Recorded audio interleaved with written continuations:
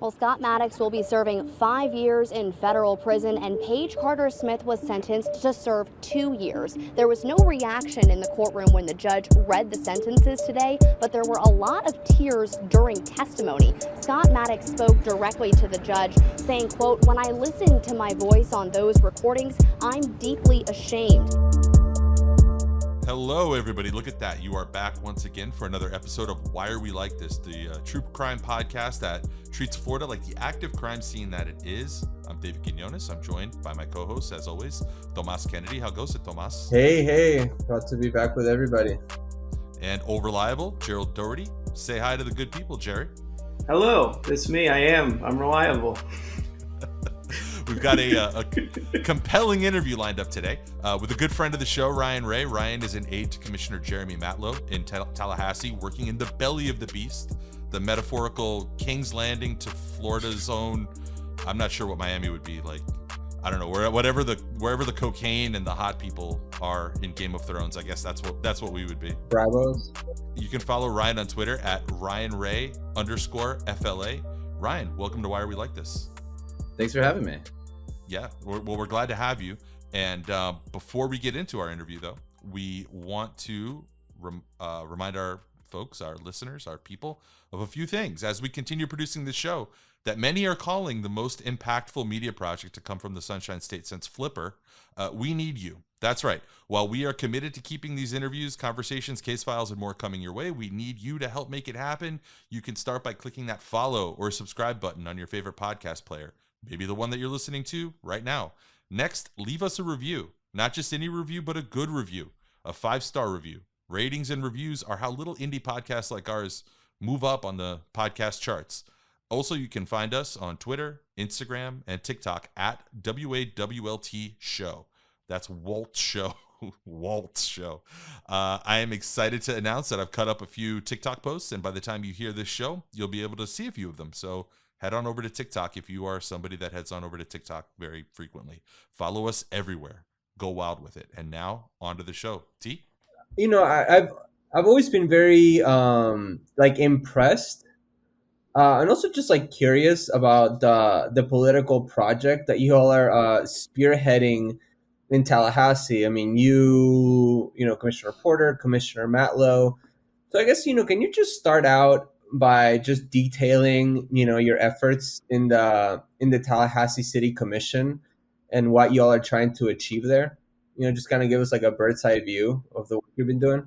Sure. Yeah. Thanks for asking. It's actually interesting. We have, it has been sort of underwritten about. I mean, a lot of us are all familiar with the pitfalls of and the negative side effects that happen with the kind of collapse of local journalism around the state here, especially.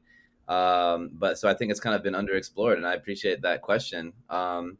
Yeah, so a lot of it, I was talking a little bit with these folks before the show. I mean, a lot of it was kind of set up. What I would describe it as a wave of grassroots reform, and unlike many of them that you see in localities, municipalities around Florida, where this sort of a status quo of a local machine becomes to accrete and kind of begin to become excessive and become unpopular.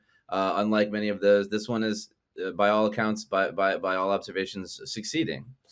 Tallahassee is, to remind some of your listeners, Tallahassee is kind of infamous. It's almost a byword for political corruption in Florida, with the ways and means of the state capital and the state government right across the way, with Governor DeSantis and 20 years plus now of right-wing legislatures that pretty much do the bidding of big special interests and corporate interests.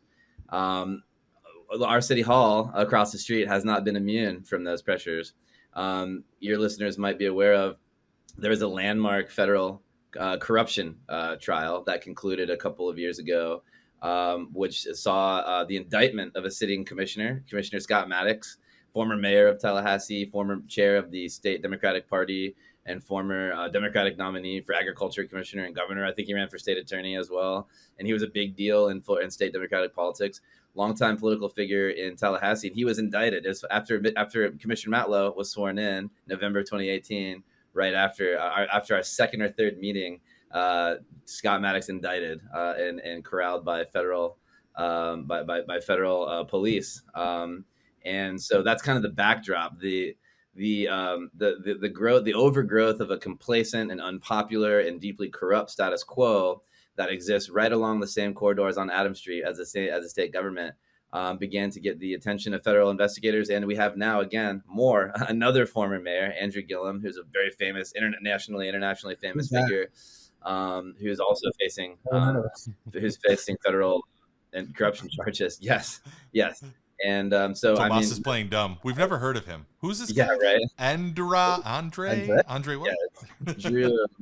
Andy, Mayor Gillum is facing corruption and bribery charges, and we just had a sitting commissioner who was a landmark national news case of a sitting commissioner basically wheeling and dealing with developers over local projects and local zoning and land use decisions that were being done corruptly. And so it's against this backdrop that we kind of began to start an effort to clean it up.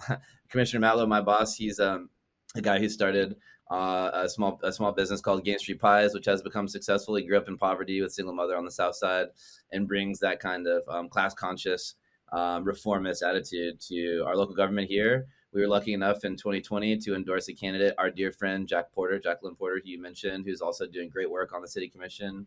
And we have brought our influence to bear on some of the other races at the city and county as well, mostly with positive results. So it's been, I see it basically as some people, some of the folks that are mouthpieces of the sort of the establishment status quo kind of say that we're some radical lefty progressive movement. We see ourselves as really taking back Tallahassee for the mainstream of everyday working people who had kind of lost control of it, and among a thin power elite that had used and abused it. So that's kind of the shape of it as I see it.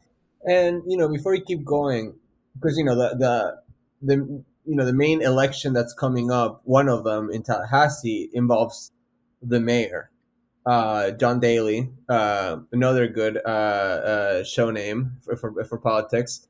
But this guy is bad news, all right? I mean, he is just, my little foray into Tallahassee politics was the community Aide program, which we don't have to get into it because we won't bore listeners with that. But he was just awful. And the more I learn of him, he just seems like he's neck deep in the swamp, surrounded by special interest groups, FPL, lobbyists, just a whole bunch of bad actors. So can you, I guess, detail John Daly? I guess we'll work through the cast of characters. Sure, yeah, no, I'd be glad to. John, it's funny, right? Mayor Daly, it just evokes a certain image, doesn't it? Yeah. So weird that a mayor named Daly would be implicated in corruption and wrongdoing. Listeners, right. if anyone named Daly is running for mayor, just don't even give them a chance. But just vote against them, just to be safe. Yeah. No, yeah. I mean, Mayor Daly, he's kind of a garden variety kind of machine politician that you see everywhere. Very much enjoys the support of the business community and the Chamber of Commerce, which has been sort of a political arm of basically our local AIF.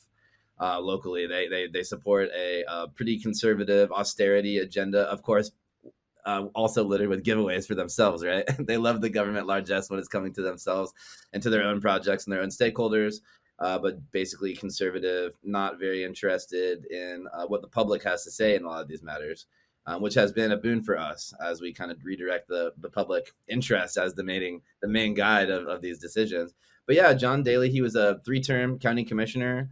Was seen as kind of a non-controversial and pretty mainstream guy. There's a John Daly in every city, right? His father was a big deal in the League of Cities and state politics, and he was a school board member. And he grew up through the Florida State student government, was president of SGA at Florida State, and began to, the waters that you're talking about are kind of the waters that he swam in through his career. And I think that he's kind of... we weren't sure what to expect when we took office, when Commissioner Matlow took office in 2018, whether there'd be what the coexistence would look like, and what that would be. But yeah, Mayor Daly, many people have observed and many people have remarked. I think it's kind of a pretty consensus view that he's adopted a pretty aggressive strategy. He's been very aggressively defensive of any criticism of this kind of city hall status quo that everybody that reads the newspaper knows that there's deep problems with. He has sort of been the avatar of the power establishment in town. So that's John, and he's currently up for, after serving 3 terms on the county commission, he's done 1 term as mayor. He directly succeeded Mayor Andrew Gillum, and he's now in a tight race, very contested race for re-election against a pretty moderate, mainstream Democratic county commissioner named Kristen Dozier, who came in first in the August primary. So John is fighting for his life politically, and many people that have invested, hundreds of thousands of dollars and a lot of time and a lot of credibility into that are kind of right there with him, fighting for their lives and lashing out against detractors. Yeah, and he's also like a bit of he's a bit of a bully. I've seen clips in the county commission of him lashing out at Matlow, lashing out at Porter, interrupting her. That it is 6:46. Mr. Mayor, Mr. Mayor, I had my hands up when Commissioner Matlow was speaking. Commissioner Can I ask my Porter, question, I'm going to please? adjourn the meeting. We're done, okay? Is this just a quick comment? Because Well, I had my hand up and Commissioner Williams Cox I was given understand, an and I decided to opportunity move to forward speak. and close out with my comments. You have a quick comment. I would really appreciate the opportunity to direct my question to Commissioner Matlow. I think the spirit of sharing ideas, I did not take my own time. Right, I would really appreciate the opportunity to ask my question. okay. We stand adjourned. No, Mayor Daley, unfortunately, has gained a bit of a reputation for being sort of a strong armor, and some of that has spilled over into public meetings. Commissioner Matlow, there's a joint city and county a board called Blueprint that administers the proceeds of a sales tax, about $800 million in sales taxes for infrastructure projects and economic development projects, which you guys know down in South Florida. You know what economic development often means when you get the big boy, politically influential stakeholders involved. Commissioner Matlow was concerned about a process that seems to be, to us, patently ignores sunshine and violates sunshine with the decision makers that before there's public input on anything, and high level people able to do quote unquote staff work and make decisions behind closed doors, which are often simply ratified in public at the meetings. We and Commissioner Porter, Commissioners Matlow and Porters, and a couple of others actually kind of mentioned their chagrin and their dissatisfaction with this arrangement. A bunch of people, including some commissioners, establishment-aligned commissioners, including Mayor Daley, voted to end debate, cut off debate right as other commissioners. There's time scheduled for more meeting. There's really nothing more important than discussing this. It was kind of the first opportunity to discuss this matter, and debate was ended. Some people, a lot of establishment people, are constantly clutching their pearls and crying about crying foul about civility, and we find that behavior to be very uncivil. Mayor Daley also made a motion once to combine a very controversial project opposed by just about everybody into an overall budget vote that contained a lot of favorable projects. He said that he wanted up or down. He kind of bullied himself into an up or down vote for political reasons in that same way. So yes, you're right, and those are sorts. And then yes, infamously, Commissioner Porter during the end of meetings where commissioners have their items that they bring to the table, she's duly elected. It's her time to do that. She's serving her constituents on behalf of the voters. And she was not allowed to speak once. She visibly was waiting to speak many times, and she was gavelled out in a meeting abruptly adjourned by Mayor Daley. And so, yeah, this is a pattern that a lot of people have noticed. Disgusting. Yeah, I noticed it's funny because I think of Tallahassee, and what you don't realize, or maybe isn't the first thing that people realize, is that it's like the same size in terms of population as like Hialeah. It's like a couple 100,000 people, I think, right? Yep. But the proximity to power. Yeah, but what makes it different is the proximity to power. It's more than just another 200,000 person city in Florida. It is the capital. And I'm wondering if are there any salient examples that come to mind of how the state power and the state influence and the state, that proximity to all of that influence kind of bleeds over into the municipal level, for better or for probably more likely for worse, I would imagine, right? What a thoughtful and germane question. Yeah, no, exactly. One of our old saws is of the 411 or so municipalities, city halls that exist in Florida, there's only one that's directly across the street. You can see the old Capitol, you can see the Capitol building right there, and it does weigh heavily. I think the main source of that, so Tallahassee, it is interesting in terms of scale. It has a lot of good things going for it as well. It almost reminds me of Brasilia or maybe Washington, D.C. in terms of it's sort of artificially created seat of government kind of a town. And so with FAMU and Florida State, there's tons of really educated people that care about the public sector. They care about civil society, and there's a really well educated and broad-minded, accepting, tolerant group of people who, and I love the people of Tallahassee. They're very cool. However, with all the state government comes a certain political class, frankly, of people, lobbyists, consultants, and power players on behalf of big special interests that align the corridor of on Adams Street, right outside City Hall, right across from the Capitol. And to your question, yeah, those people have not been shy about exercising their power in the city of Tallahassee, and kind of punching above their weight class in terms of exercising influence in a way that's not exactly organic. For instance, in our race, Commissioner Matlow was reelected in August, by the way, by about 12 points, which is great. We're very, very glad to have beaten back a really serious challenge. Yeah, that's right. That's right. And that's a great example. Yeah, John Thrasher, for instance, well known, served for dozens of years, for 6 terms in the state Senate or in the state House and Senate, in the legislature, all told. A big time guy, a national surrogate for Mitt Romney in 2012. The president. What a name, by the way. Thrasher. It is fun. It is evocative. It does it definitely. It's very un-Romney-like, I have to say.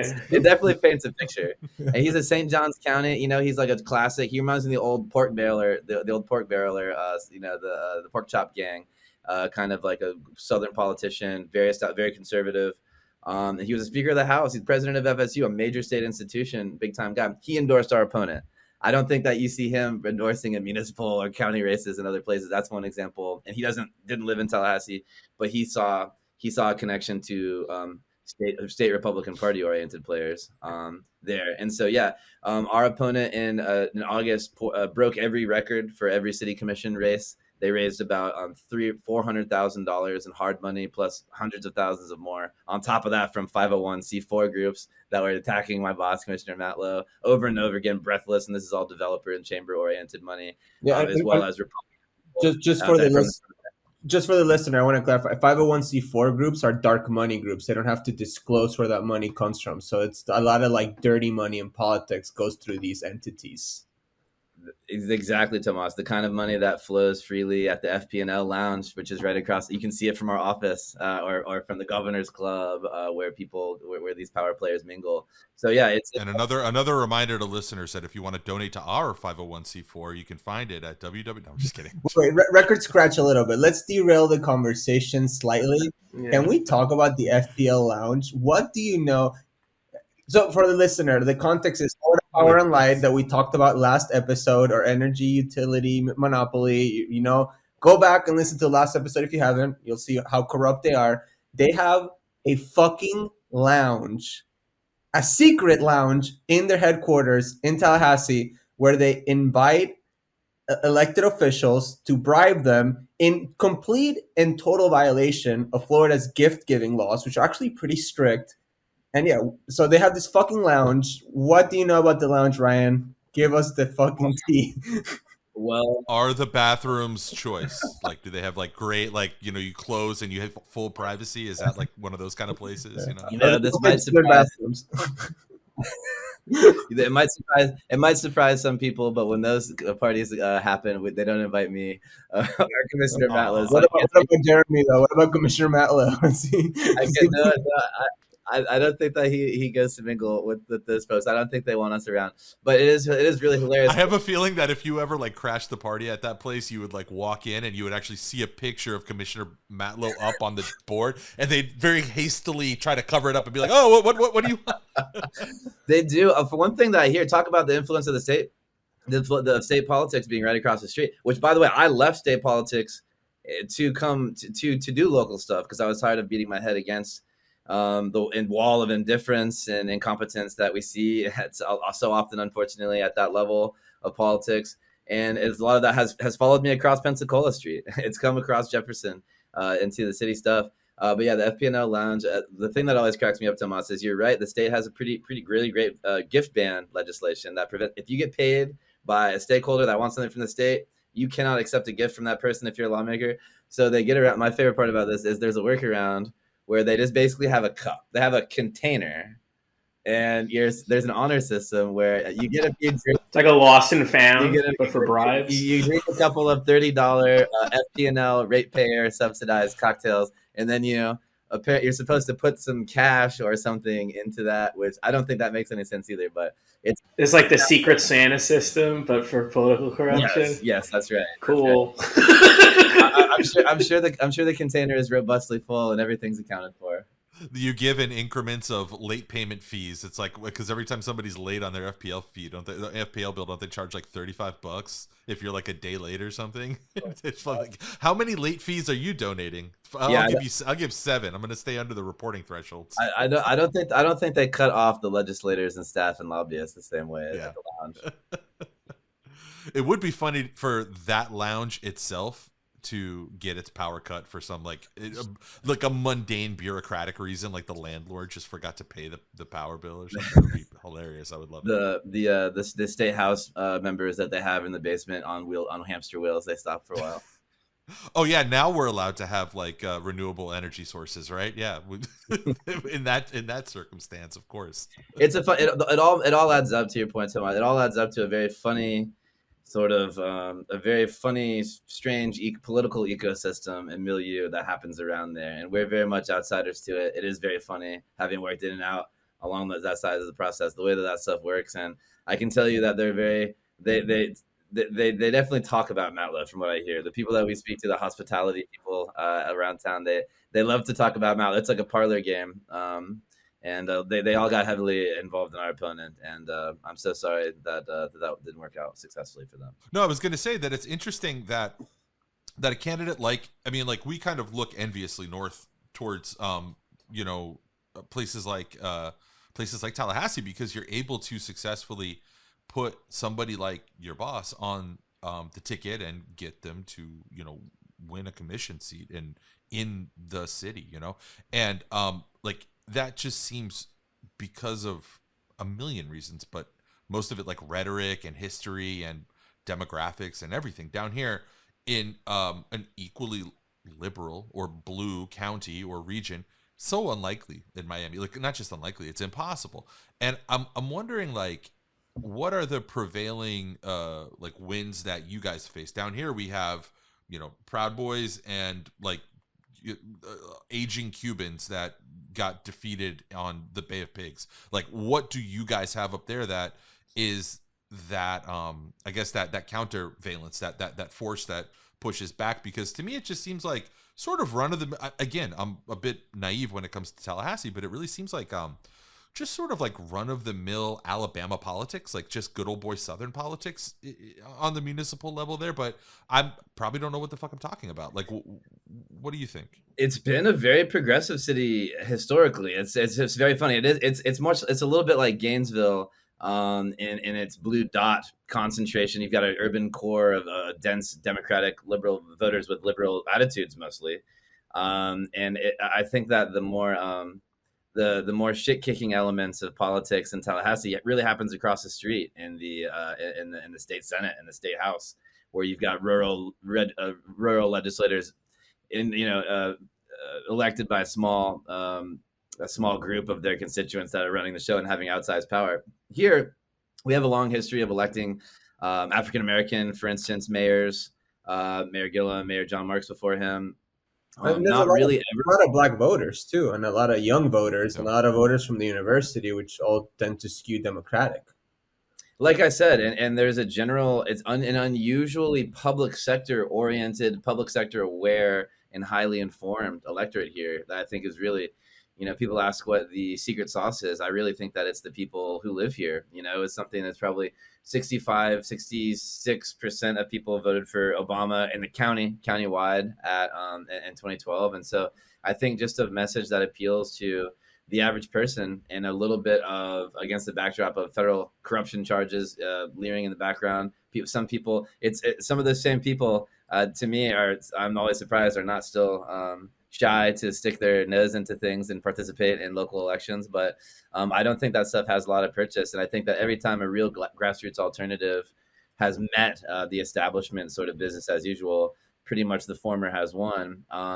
And I think that that's because of a lot of things, but mostly just the attitudes of the people who live here. I think that conservative establishment politics is always less popular than people assume it is. And I think that if you build an alternative that has the capacity to push up against it, a lot of times it will prevail. As a follow up to that, Ryan, like how discordant or how incongruent must it seem to the average Tallahassean, the average person who maybe voted for Commissioner for Commissioner Matlow, to see the stuff that comes out of the state legislature? It must feel like this is our state. This is like what we like. This has to feel not very representative when you talk to the constituents in the actual physical geographic location close to where some of this horrible stuff that we've been talking about on this podcast, where it originates and where it comes out of. It must feel like that's not my government. That's not what's representing me. You're so right. I've never. Now that I think about it, I think part of the secret sauce of our movement and the folks that are electing that are being elected locally, I think, are probably somewhat galvanized by opposition to what they see at the state level, because we feel it here more immediately, more directly. I mean, everybody sees things like the unforgivable, ridiculous Martha's Vineyard Venezuelan migrant stunt. Everybody sees some of the more ridiculous sort of special interest food fights. But all that stuff every day, the steady trickle of just awful bad deal, taxpayer giveaways, special interest running the show, malfeasance, and culture war stuff, and the targeting of marginalized communities and things like that. Yeah, just the everyday murder that they get away with at the state capitol. People see that here, and I think maybe that's actually part of it. It definitely sticks out like a sore thumb here, and people really, I don't think, appreciate it. And I think that maybe the unpopularity of the extreme agenda of Republican rule in Tallahassee with governors and right-wing legislatures might be actually part of the political culture that sets up reforming candidates for success in Tallahassee. I never thought of it, but I think that's true. Can you go into some of the cast of characters of like the lobbying class that sort of trickle in and out of the state legislature and local Tallahassee politics to uplift some of these nefarious characters like John Daly and Nick Maddox and others?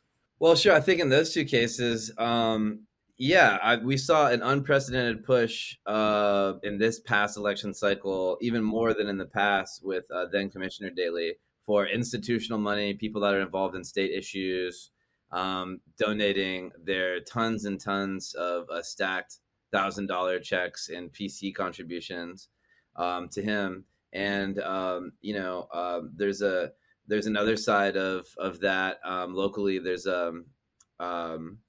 there's a developer establishment class here that's kind of coextensive here, but with it and kind of operates next to it in local stuff. But I think that lately they've really kind of become weaponized and come together.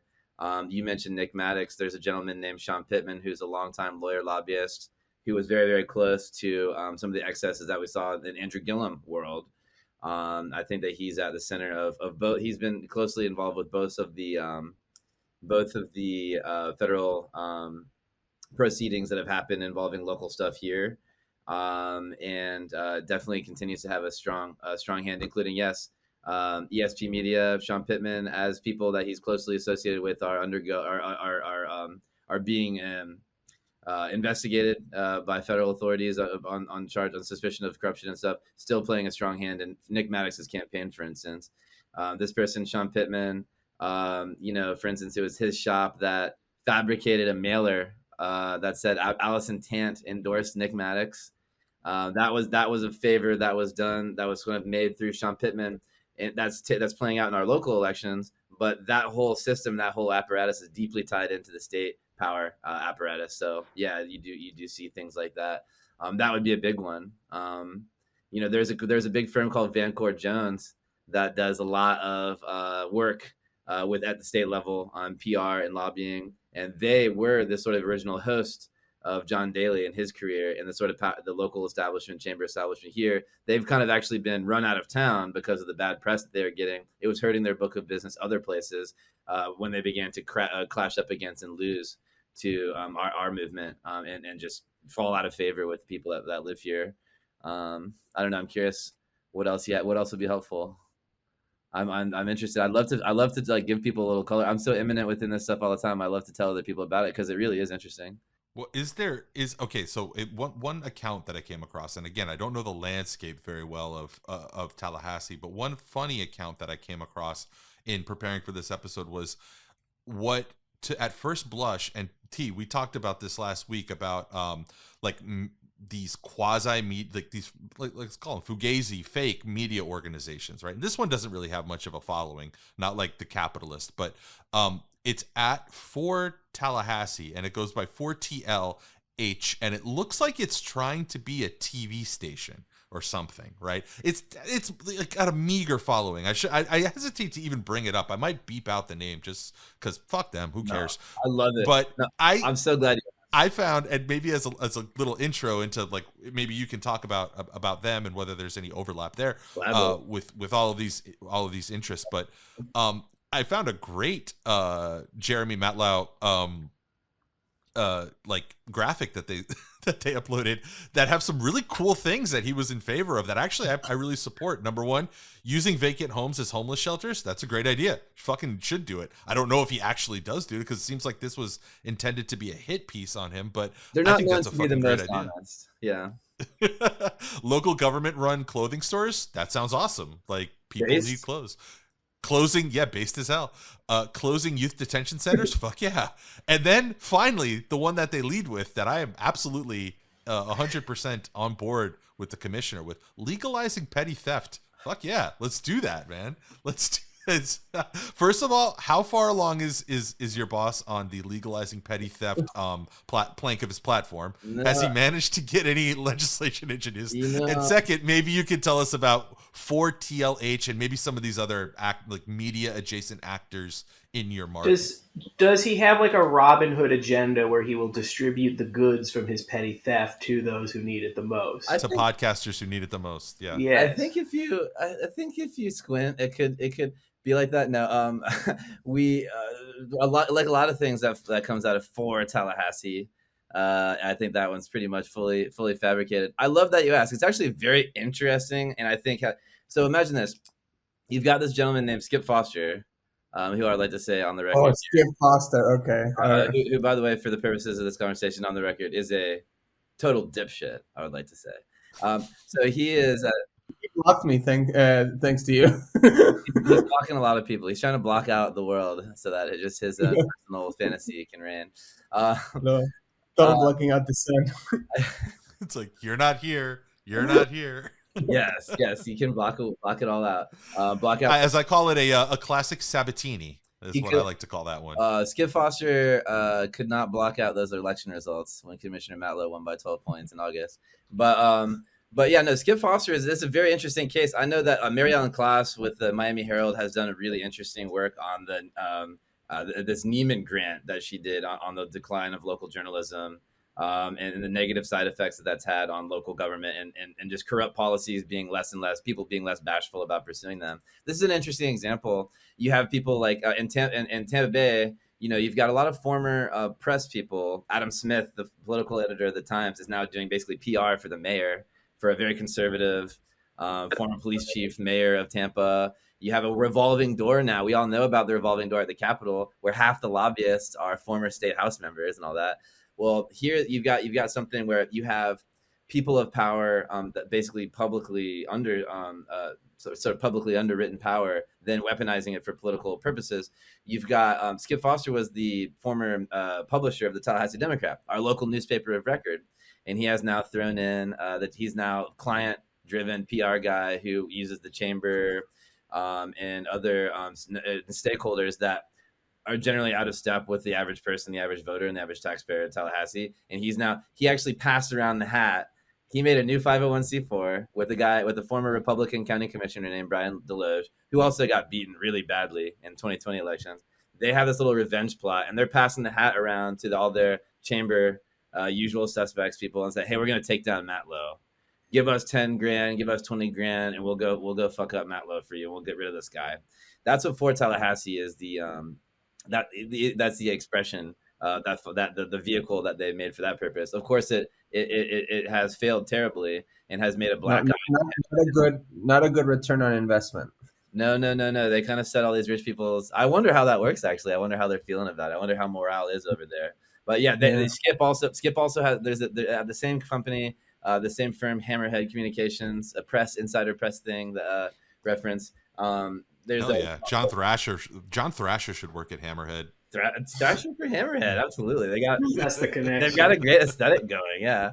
But yeah, there's a candidate named Hannah Crow that works for Hammerhead that has actually taken part in some of the truly beyond the pale, really disgusting, defamatory charges that they've thrown at Commissioner Matlow, who is a good man and doesn't deserve that. And meanwhile, these are the same people clutching their pearls and talking about the sanctity of decorum and all that stuff. Meanwhile, just throwing crass, negative personal attacks, saying that Matlow's racist, calling him just flatly a hypocrite, sending a mailer to the black community that says Jeremy Matlow is not good for our community, using a photo of him that was him standing with black lawmakers against the diminution of black vote in the Al Lawson congressional district. Just the worst kind of most craven, disgusting, wrong-headed, totally personally, selfishly interested personal attacks. And that's what Skip Foster and 4TLH is.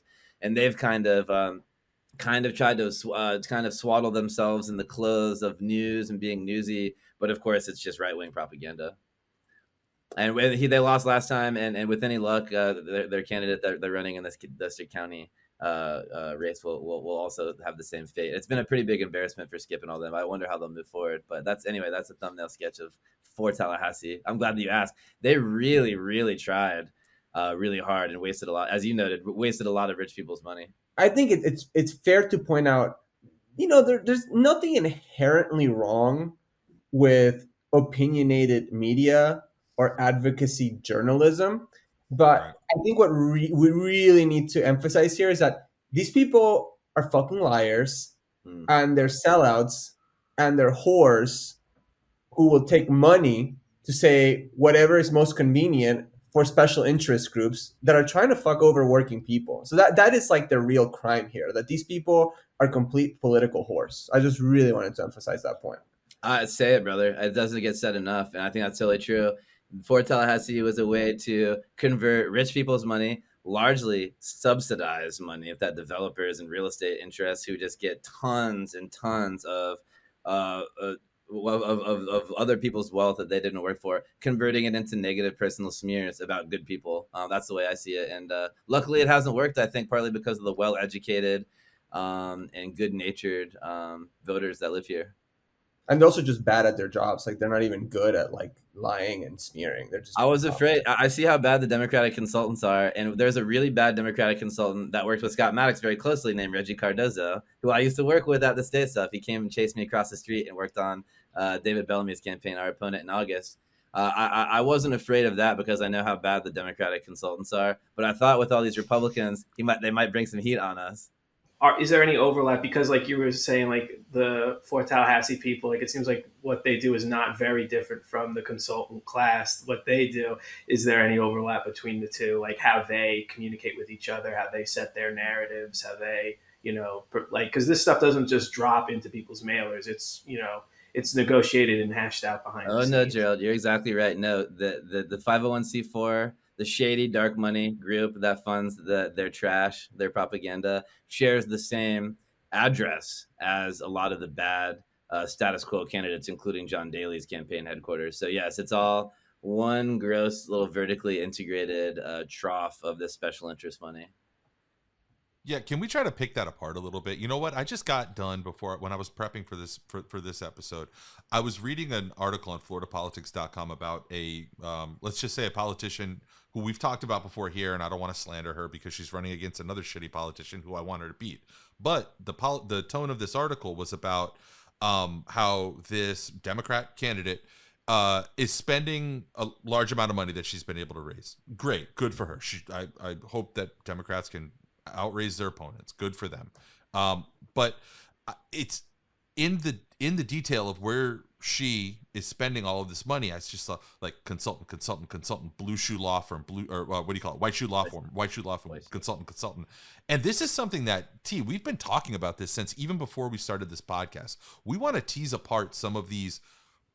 What makes the Democratic Party in Florida today, the Florida Democrats, this make work organization where it's like, oh, your kid graduated from FSU or FAMU. Well, we're going to either help them get an LLC to start their consulting business in Osceola County or some shit, or we're going to just move them right into an existing one, right? And they're going to step in. It's not even a matter of results. It's not even a matter of quality or whether or not they're any good at getting people elected. It's more like a check that you have to write in order to run. And I don't know, man. I know that that's a really big opening and probably a toxic one as far as the question goes. But what are your thoughts on that? Because we have talked about this consultant class and how it's kneecapped the Democratic Party, or forget about the party. I don't give a shit about the party. The people who would better serve Florida, their chances are materially injured by the structure of this party, where it's like, oh, no, first you got to pay your tithing to all of these different organizations, consultants, LLCs. I don't know, man. What do you think? Oh, me? Yeah, I couldn't agree more. I started my life, man, in terms of swimming in the same water. I was known as a sort of a dissident critic of this stuff since early in my career. And then I later worked inside the building and saw the failures, like you said, failures by design, seemingly.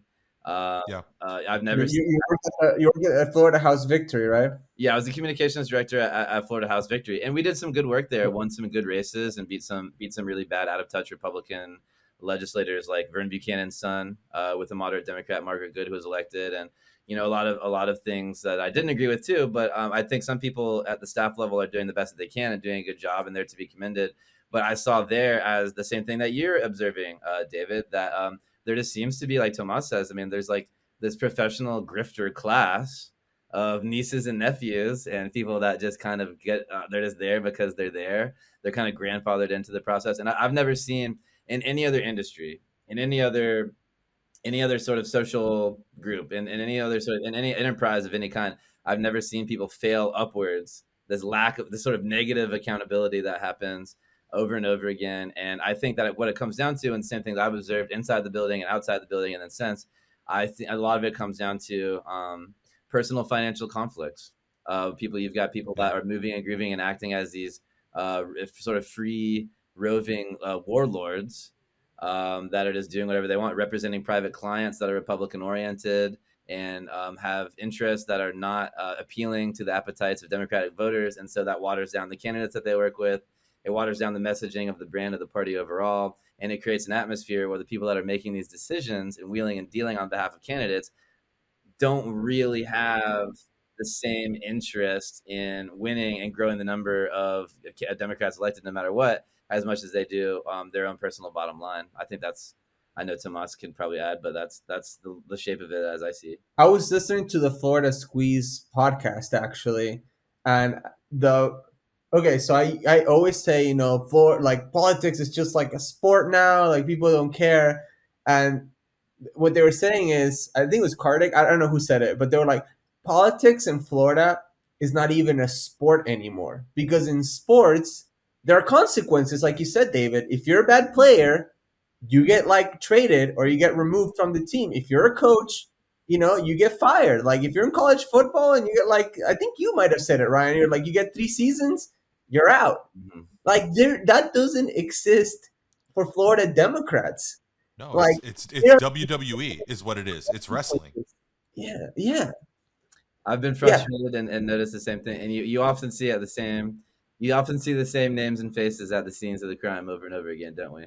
Yes, yeah, this is I look back and I was recalling a similar article I read years ago. You guys have been more, obviously formally involved in this politics in this state for a lot longer than I have been.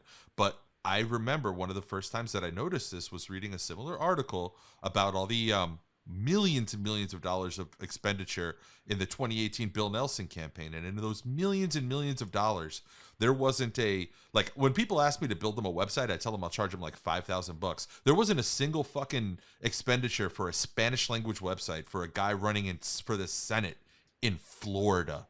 And I remember thinking somebody should lose their fucking job. And then I realized that the state party and even the DNC, which is, you know, and obviously the Democrat, the Senate Democrats too, but like from the bottom to the top, it's a pass through. It's a pass through for money. It's like the money gets donated from the millions of emails from Joe Biden saying he's going to shit himself if you don't give him $30, or like some other organization like doxing Bernie and pretending that they're Bernie and telling me, David, it's Bernie. The Victory Fund needs your money right now, and all of this money is like a pass through, right? All of these organizations are, sorry, but the political organizations are pass through to these private entities, and like you say, Ryan, man, like it's malpractice, and you keep seeing a lot of the same names over and over, and it feels particularly worse here in Florida. And like it kind of sets up like that big existential question of like what our podcast is like, why are we like this? Like what do you think is like unique about this state and its makeup from that God's eye view that you have there working at the municipal level in the state capitol? Like what is it, the confluence of all of the Florida-ness that makes us Florida? Like I don't know, what do you think? And I want to interject something very quickly here. Like the RPOF, the Republican Party of Florida, is not any different in the sense that it's also an ATM for a consultant class from the other side, or consultants that frankly delve in both worlds and are mercenaries firms. And it's like that in most, if not all, battleground swing states in this country. The thing that separates the RPOF and the Florida Democrats is that the RPOF consistently wins, and they win by a lot. So the grifting on our side is magnified because the same losers keep getting the same high-priced contracts, you know, devoid of any consequence to their bottom line or careers, right? But for example, Ron DeSantis right now, you know, he raised what, like about $160 million. I think he has like 106 million, you know, left. A lot of money. You know, he's burned through a lot of cash. And I think Kartik was talking about this, that they're sending mailers in like, you know, like Democratic heavy areas of Orange County, of Orlando right now. I mean, they have fuck you money, and they're starting to spend it on strategically because they don't give a shit. They can. And also because there's a lot of consultants that need to get paid, and they're just, you know, again, just spending to get those, you know, commission rates, you know, and kickbacks to themselves. But again, they win, so they aren't in the spotlight, but we lose and we are not in the spotlight also. There's so many reasons for that. That's a great point. Well taken. I remember I go back to the classic. One thing I like to talk about is there's a great study of Southern politics by V. Oakey, the 40s, 50s political scientist. He wrote a book called Southern Politics in the State and the Nation. And there's a subheading about Florida that's just called Every Man for Himself. And it's still it's still that way. I mean, there are some structural reasons to your question, David, about, you know, we have this incredibly diffuse. You have urban core voters that Democrats live next to each other. They tend to cluster. And so you see that like in Atlanta and Georgia, you've got ex-urban and suburban communities. Suburbs maybe go either way. The rural all goes Republican. Atlanta has this dominant force. And so basically the election margins are just trading back and forth. Whoever's turning out the most, it tends to go that way. Florida has one structural problem that I've always found is interesting. I don't particularly have a solution for it, but there's this diffuse power. The Democratic power is very diffuse. And people that are a big deal in like Jacksonville Democratic politics, completely unknown in Miami. Somebody who is a crusading a liberal progressive in Broward County, really nobody in Tallahassee, other than a few people that are in the process, going to know about that person. Orlando, you've got the amazing thing that those great people like Carlos and Ana Dascamanis, they do a lot of that stuff.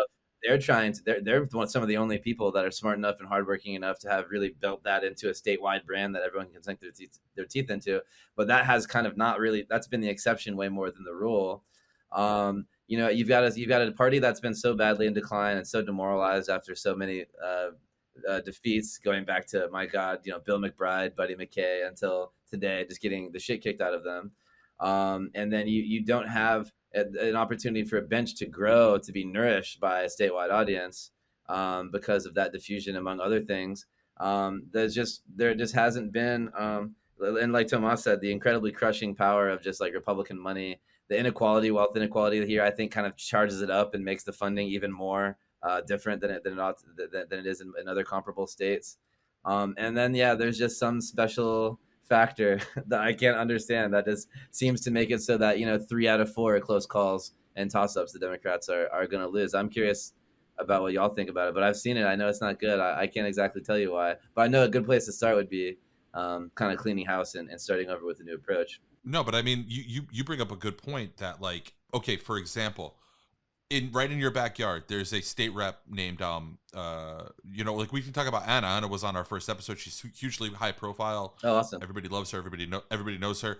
But like in your backyard, you've got a state rep named Angie Nixon, who I follow on Twitter, who's as far as I can tell, great. Like, that's a consultant's dream to have somebody like that to come down and position her for like a statewide or even like a larger position, at the federal level, to make somebody like that, to develop a person like that, to take a candidate like that who checks a lot of boxes and has a great story, right? Yep. But you don't see it happening. If you talk to people in Miami, they have no idea who she is. They have no idea who Michelle Rayner Goolsbee is. Like, and there's not that connection across those diffuse spaces, like you were saying. Like there's these little cottage industries of good progressive politics happening in specific places with specific people, and it feels like they don't connect. And I think that's a great point you made. For what it's worth, shameless plug. I mean, we've been trying to make that happen. Jeremy,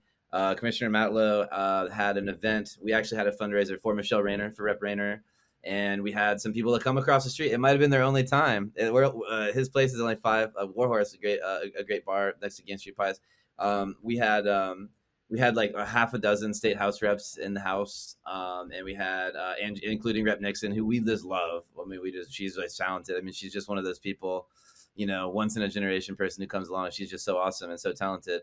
And I'm so glad that everybody they do work well together. We kind of had we've cross endorsed folks. Representative Escamani endorsed Jack Porter, commissioner, in 2020, for instance, and we tried to build as well as we can.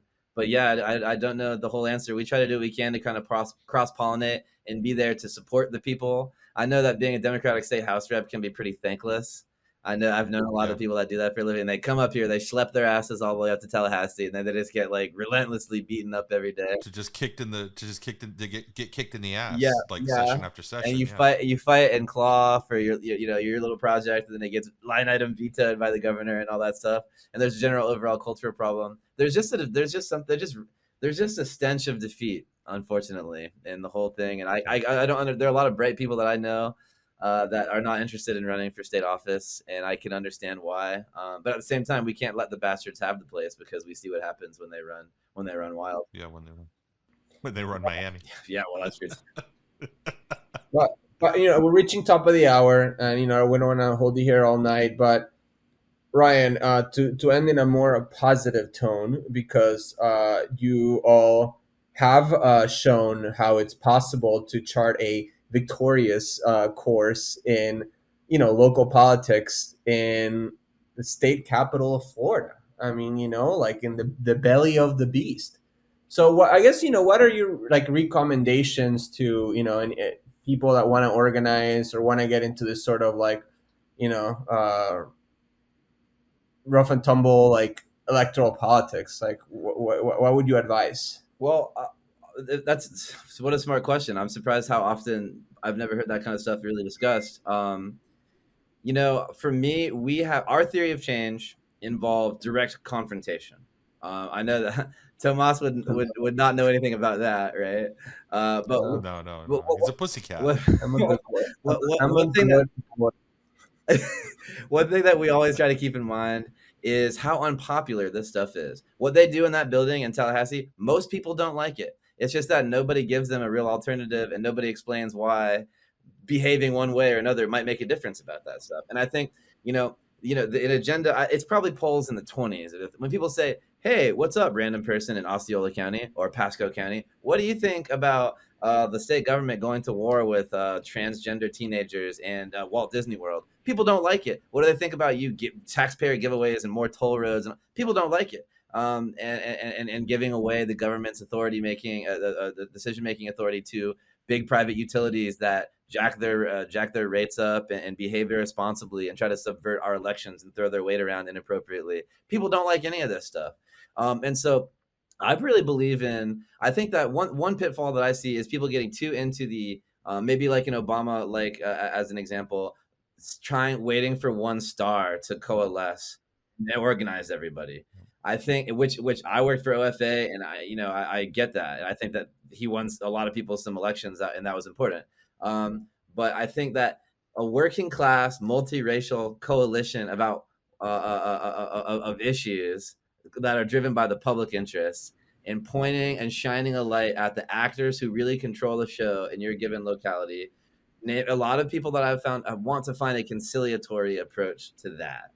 The sort of the capital class in their local community that funds all the winners and punishes people, and people have a tendency to want to work within a system or acknowledge some of these problems, but in a kind of half measure way. We believe, and if you've got that kind of stuff going on in your community, say, hey, these campaign contributions are helping facilitate this unpopular policy, and if you elect my friend X, who is a credible person and stakeholder that has a record, then they will work to oppose that, and they will work to get results that will help your life and enrich your quality of life. It's a simple formula, but it's to me always crazy how often you don't see that in a lot of races.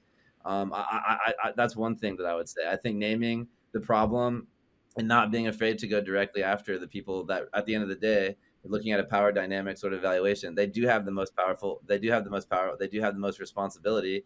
And I think informing voters on those terms is something that I've always wanted to see more of, and I find to be successful, for instance.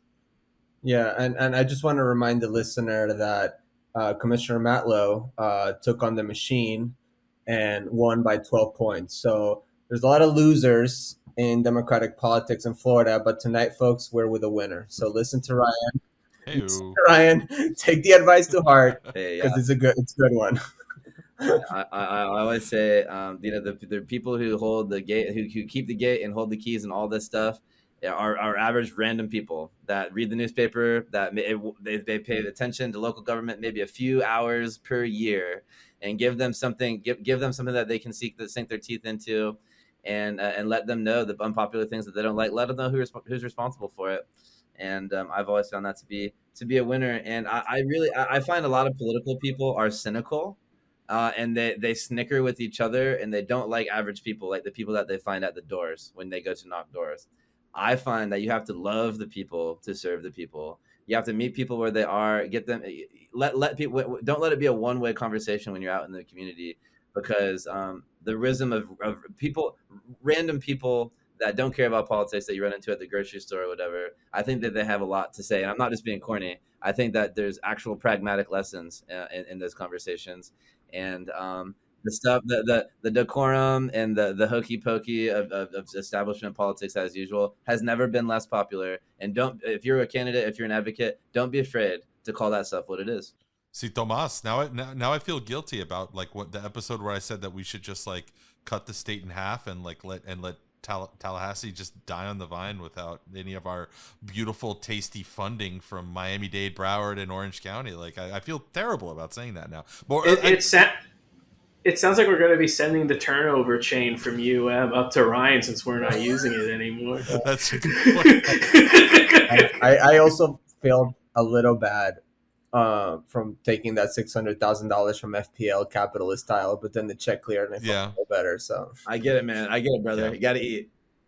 Yeah, I mean, I'm sorry, Ryan. We always warn the guests at the end, so they already, do the recording. But you are going to be edited, and it's going to be used against you. So, yeah, I'm sorry. This is part of Sunshine Law. It falls underneath the parameters. It sounds about right. Nothing would surprise me around Florida politics anymore. Yeah, exactly.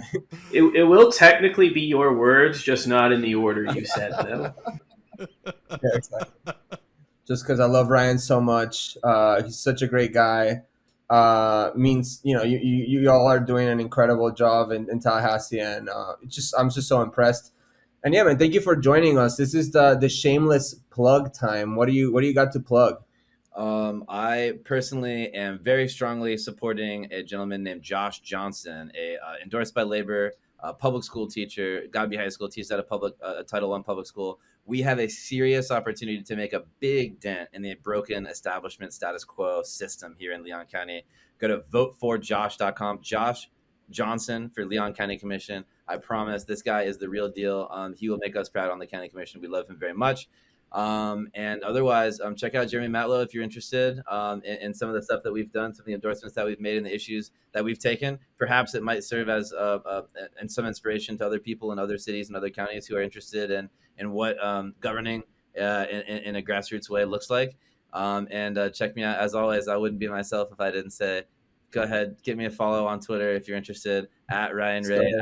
At Ryan Ray _FLA. And Kardik does great work at the Florida Squeeze. I really think holding it down, churning out an impressive amount of content over there at the Florida Squeeze. So check them out as well.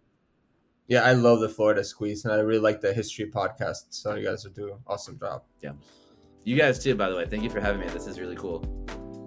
That's all for this episode of Why Are We Like This? Be sure to follow us on Apple Podcasts for more episodes, or subscribe wherever you get your podcasts. Visit us at wawlt.com. Follow us on Twitter at Walt Show, and on TikTok at Walt Show. You can also email us at walt@allpointswest.net. Until next time, this was Why Are We Like This? Walt Mafia Rising.